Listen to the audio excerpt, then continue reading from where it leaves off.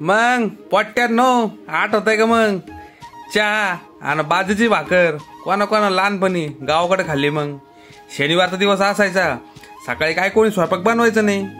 मग काय ना तवा ना पाव ना खारी ना टोस्ट ना शिरे ना पोहे, मग काय आपल्या गावाकडे तडका।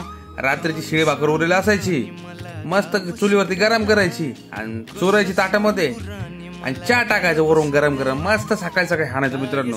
हे असे दिवस होते हो आमचे भारी। काय करणार आहे, सकाळी 6 वाजता उठून थोडीच घरचे आमच्यासाठी स्वयंपाक बनवणार।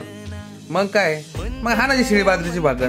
काय दिवस होते मित्रांनो आपले ते। गेले ते दिवस आणि राहिले फक्त मित्रांनो बालपणीची आठवणी। कोणी खाल्लं मग मित्रांनो चहा आणि बाजरीची भाकरी। मी लय दिवसानंतर खाल्ली, खूप आवडली मला। बालपणीच्या आठवणी जाग्या झाल्या। तुम्ही पण नक्की करून खा मित्रांनो चहा आणि बाजरीची भाकरी।